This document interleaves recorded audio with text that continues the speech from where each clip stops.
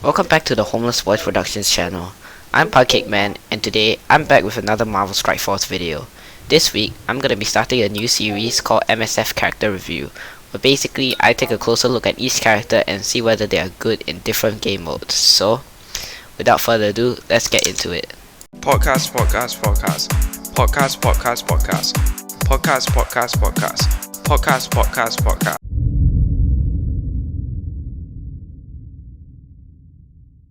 So today, we're gonna be taking a look at Doctor Strange. And I wanted to talk about Doctor Strange specifically because I was watching some other MSF content and I realized that the current meta, like Ultron and Fury, are all very centered around positive effects.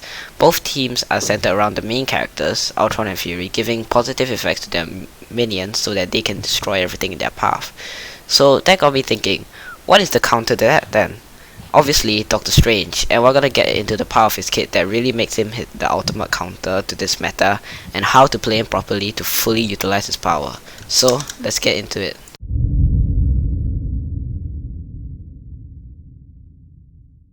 Let's start off with Bolt of Balthak, Strange's basic ability.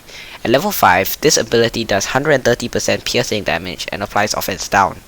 What this means is that no matter how high of an armor stat the opponents have, it will still do 130% of Strange's damage stat to them, instead of having to deal 130% minus the opponent's armor stat. So basically it means that Strange will do more damage, especially to tanks such as Captain America or Juggernaut who have high armor stats. The guarantee offense down could also be really helpful once you get Strange to level 5, especially when you use them a turn before those big AoEs like Crossbones or War Machine.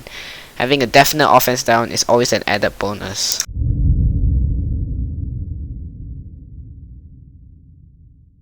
Next, we're gonna get into arguably the best part of Doctor Strange's kit, his special ability. At level 5, this ability applies one random negative effect to the primary target and has a 90% chance to flip the positive effects on each enemy to a negative effect. Why is this so good, you ask? Well, imagine you have a Captain America with Taunt, 2 defense ups, and a regeneration. Doctor Strange comes in with the Winds of Watoomb, and boom! Cap now has 2 bleeds and 2 defense downs. And not only that, but Doctor Strange can also do this to every single character on your team in one turn. Of course, it's a 90% chance, but still, 90% pretty much means every time. This can be really powerful against teams that heavily rely on having synergies where characters give each other many positive effects to overpower the opponents, like Fury and Shield, Defenders, Brotherhood, and so on. Because after building up so many positive effects, Doctor Strange can not only remove all of those in one turn, but also flip them into negative effects, making him one of the most powerful weapons against synergy-based teams. But that being said, let's move on to his ultimate.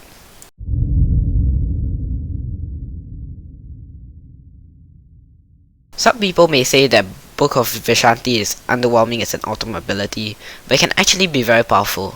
At level 5, this ability revives a dead ally with 40% health and heals all other allies with 3600 health, plus another 10% of Doctor Strange's health. Well, now, this ability may not be the best heal ever, and it's not even the best cosmic heal, but what makes it exceptionally good is the revive.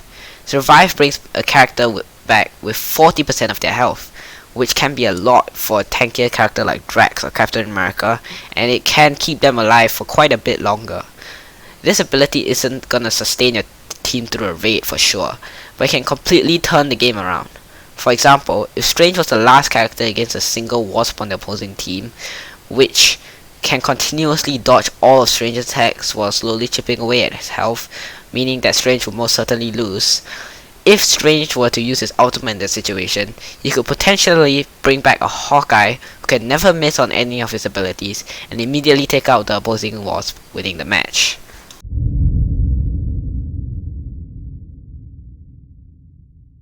Last but not least is Doctor Strange's passive ability, Master of the Arcane Arts.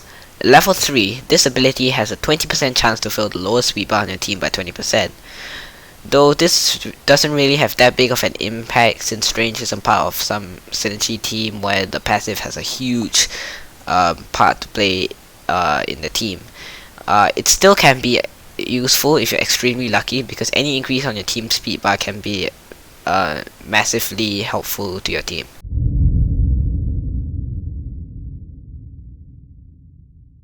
So, now that you know how good of a character Doctor Strange is, you'll probably be asking how to farm him.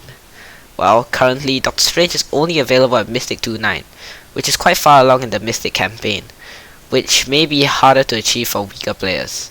His shots can also be gained in Blitz whenever that comes around.